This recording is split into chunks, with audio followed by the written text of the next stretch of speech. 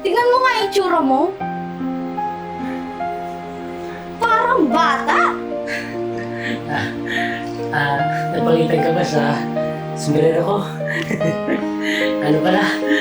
Parang may tanot pala yung tatay ko. Tinirap ko yung Teka, sombrero niya. hindi lang kasi sombrero pangit sa'yo, alam mo yun? Buong pagkatao mo. Ano? Tignan mo nga yung itsura mo. May salamin ba kayo sa bahay? Rachel, akala ko, ganito yung mga tipo mo eh, yung mga katulad ko. No. Tsaka Rachel, magugupit ako. Hindi ko tipo yung mga katulad mo. Alam mo yun? Tara babe, pasok ka. Ay, ba't may nakaupo sa pwesto natin? Hoy, tanda! Baka pwedeng umalis ka dyan sa pwesto namin. Sir, ang dami pang bakanting upuan, no? Tsaka, nauna naman ako sa inyo dito, ah. Wala akong pakialam kung nauna ka. Lagi kami nandito. Tsaka, yung pwestong yan, naka-reserve na sa amin yan eh. Eh, wala namang sinabi sa akin yung mga waiter na naka-reserve tong pwestong to. Tsaka, nagkakape lang ako, matatapos na ako. O, tignan mo. Pupunta ka lang dito para magkape? Mag-wifi? Sir, baka pwedeng sa ibang pwesto ka na lang lumipat. Or lumabas ka na lang dito sa restaurant. O, sige na. Ako na nga alis, nakakahiya naman sa inyo. Ang dami-dami mong sinasabi, alis ka rin pala. Babe, maupo ka na. Ang tignan mo, nilaglag mo pa, babe. Nakakaya dito.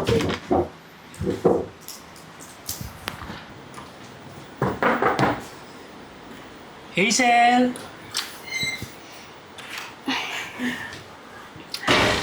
Hazel? Ikaw na naman. Hazel. Hazel. Naglakas loob na ako magpunta dito kasi crush na crush kita eh. Papatawa ka ba? Hindi Hazel.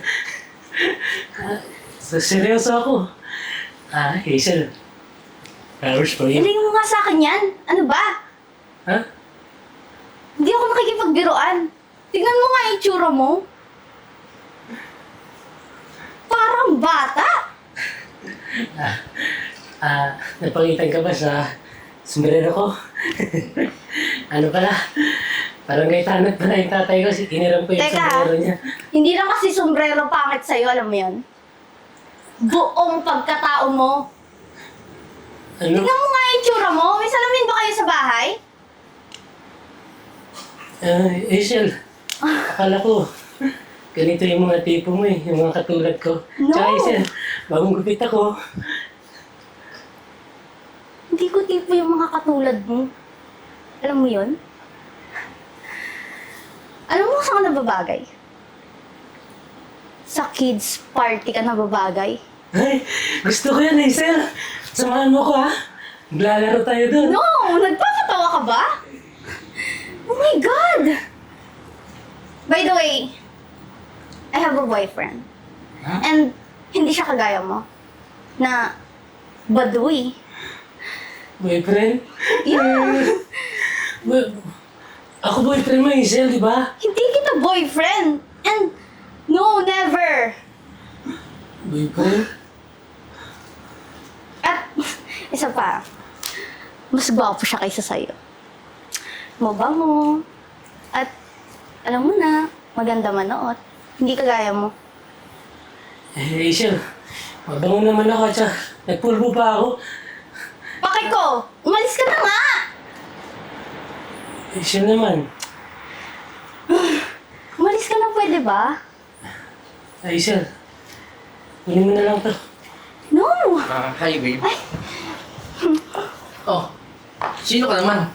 Mukhang galing ka pa sa party ah. Ano pa, tito? Tito mo? Ay, tito. Bitawan mo ako. Di ako nakipagbiruan sa'yo ah. And by the way, hindi siya tito ko. Siya nga pala yung boyfriend ko. Boyfriend? Yeah. Hazel, paano na tayo, Hazel? Kababata tayo, di ba? Isa naman. Wala akong pake kung ano man pinagsamahan natin dati. Ang gusto ko lang, umalis ka na sa pamamahay ko. Pwede ba? Uy, wala kang pag-asa dito sa girlfriend ko. Tsaka, manliligaw ka? Eh di gumawa yung pinalalagay mo sa likod mo. Cover pa ng una nyo. Baduy. Uy, kapag talaga ng mukha mo eh. Sinabi na umalis ka na eh. Isa, no? Inaaway ako. Isa. Umalis ka na! Umalis ka na! Isa, no?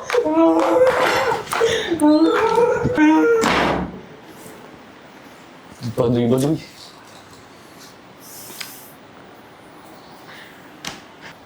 Babe, hayaan mo.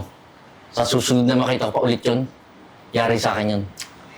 Ay naku babe, nakakasira ng beauty. Eh, hayaan mo na yun. Tara na, kumain na lang tayo sa labas. Tara.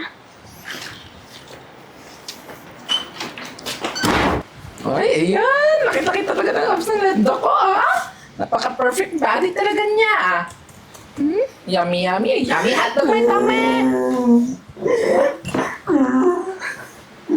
Ano nangyari sa'yo, Francis? Baby boy, ano nangyari sa'yo? Si Hazel kasi. Bakit? Pinagpalit ako. Ano? Yung nililigawan mo ba? Oo. Ano ba yan? Pangit-pangit mo naman umiyak? Ano, tumahan ka na? Ano ba nangyari sa'yo? Si Hazel nga eh. Pinagpalit ako dun sa mukhang auto ko. Yung nililigawan mo ba to? Oo. Ano, huwag ka na umiyak. Anong dahan ka, dahan ka. Alam mo, hindi ko nga alam na pinupursue pa talaga yung panliligaw mo dun sa kanya eh. Tingnan naman yung itsura mo. Huwag mo sana mamasama yung sinasabi ko sa iyo, ha? Gusto mo na kasi tatak dyan sa isip mo na ayan ka. Tingnan mo nga, badoy-badoy mo pumorma. Para kang bata, isip bata. Alam mo, sa panahon ngayon, hindi na pwede yung ganyan. Kailangan mo pa rin mag-involve. Alam mo, 21st century na tayo ngayon. Hindi na tayo 1990s. Kaya kinakailangan na makibagay ka sa mga millennials. Tsaka isa pa, may itsura naman tong kapatid ko eh. Alam mo, alam kulang sa'yo? Ano? Utak! Joke lang. Siyempre, kailangan mo lang ng konting renovation. Ayusin lang natin yung mukha mo kasi, ayan, oh. Hindi naman ako bahay para i-renovate mo. Hindi. Ang ibig kong sabihin, kailangan mong, umawra na maayos. Tumayo ka nga. Halika, tumayo ka. Tayo, sige, stand. Stand, ha? Stand tayo, ha? O, yan. Ayan, oh, may pleasing personality ka naman, eh. Kaya lang, yung pagiging parang baduy mo, kaya ka hindi sinasagot ng mga babae. Pero may solusyon ako dyan. Halika, tuturuan kita kung paano yung tindig ng isang tunay na lalaki. Ganito lang yun, eh. Tama na natin tong table, ha? Sige. Ayan, tumayo ka. Ngayon, tuturuan kita kung paano ang tindig ng isang lalaki. Yan. Dito, tayo ka, ha? Oh, stand straight. Ayan. Stand straight! Pang baklaman yan eh. Ay, nako! Ano, susunod ka ba? Gusto mo ba? Hiwalayan ka pa ng ibang babae ng liligawan mo? Sige ka! Oo. Ngayon, sundin mo lahat ng gusto ko kasi ang gusto ko, ipamukha mo dun sa Hazel na yun na nagkamali siya na hindi kanya sinagot. Huwag ka mag-alala. Ako bahala sa iyo. Sandali lang, ha? May kukunin lang ako. Upo ka muna dyan, dali.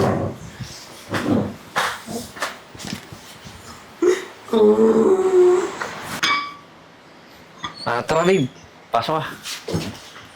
Ay, ba't may nakaupo sa pwesto natin? Hoy, tanda! Baka pwedeng umalis ka dyan sa pwesto namin. Sir, oh, ang dami pang bakanteng upuan, oh. Tsaka, nauna naman ako sa inyo dito, ah. Wala akong pakialam kung nauna ka. Lagi kami nandito. Tsaka, yung pwestong yan, naka-reserve na sa amin yan eh.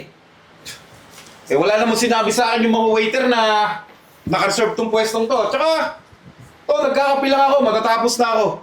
O, tignan mo. Pupunta ka lang dito para magkape? Mag-wifi? Sir, baka pwedeng sa ibang pwesto ka na lang lumipat. Or lumabas ka na lang dito sa restaurant. O sige na. Ako na nga alis. Nakakahiya naman sa inyo. Ang dami-dami mong sinasabi. Alis ka rin pala. Babe, maupo ka na. Ang tignan mo. Nilaglag mo pa, babe. Nakakaya dito. Ano ba naman klaseng restaurant to, babe? Wala man lang waiter. Napakabulok ng sistema dito eh. Waiter! Ay! Waiter! Hello po, sir. Ma'am. Ah! Yung lalaking baduy? Hoy! Kahit anong bihis mo, budoy ka pa rin. Tsaka, waiter ang tawag namin eh. Hindi naman janitor. Sir. Pagpasensyaan niyo na po Busy po kasi yung mga waiter namin dito. Francis? Grabe. Ibang-iba ka na ngayon, Anong pinagkaiba niyan? Eh wala lang naman yung towel sa likod niya eh. Pwede ba? Huwag ka muna magsalita. Kamusta ka na pala? Okay naman. Oo. Gwapo-gwapo mo na. Ano gwapo? Ikaw, nagbihis lang ng ganyan, gwapo na? Pwede ba? Tingnan mo nga itsura niya. Alam mo, na-miss kita. Tagal natin di nagkita.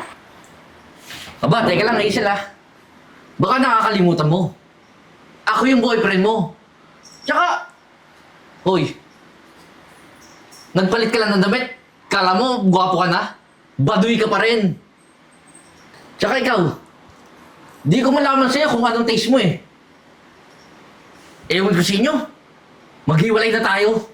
Magsama kayo nitong baduy na to. Naku, Francis, huwag mo siya pansinin. Alam mo, tagal ko nang hinantay ito. Tagal na kitang hinintay. Ngayon, diyan ka na. Baka, pwedeng maghintayan na lang. Sa tingin mo, ganun lang yung kadali. Pagkatapos mo ko laitin, bulihin. Baka pwede naman natin pag-usapan yun. Ito naman, parang yun lang Alam mo, tama lang siguro na hindi mo ko sinagot. Nang dahil doon, natutunan ako sa buhay. Baka naman pwede mo kong bigyan pa ng second chance. Second chance ba? Hindi ako si Popoy. At hindi ka naman si Basya. Kung sa tingin mo, bibigyan pa kita ng second chance, kakamali ka. Pwede ba? Umalis ka na sa harap ko.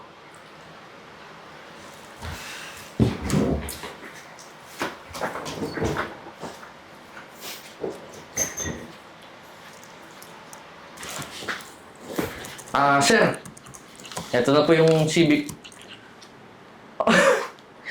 Di ba ikaw yung sa restaurant? Tingnan mo nga naman no? Ang liit talaga ng mundo eh. Alain mo? Ako yung binastos-bastos mo tapos mag-a-apply ka rito? Eh, ikaw yung mag-i-interview sa akin? Ako yung may-ari ng company na to. Bakit? Sa tingin mo tatanggapin kita rito? Dahil sa ugali mo yan? Mga empleyado ko dito, may respeto sa kapwa-tao. Dad, ito na po yung inventory ng restaurant. Dad.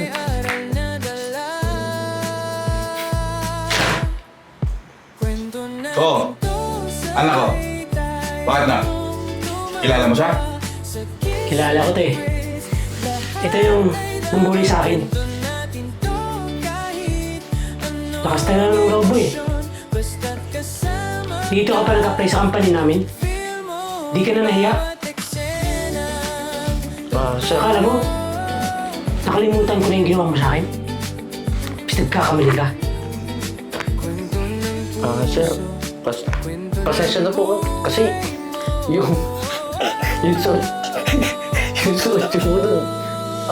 Ang bagay po para po yung face towel niyo po sa likod. Kinuha niyo lang po sa cover na kunan niyo. Nakita mo na agad. Alam mo, mas mabuti pa umalis ka na. Di ko kailangan ng bastos dito sa kumpanya ko. Sige na! Bago ko pa pakalagkad ka sa gwardiya.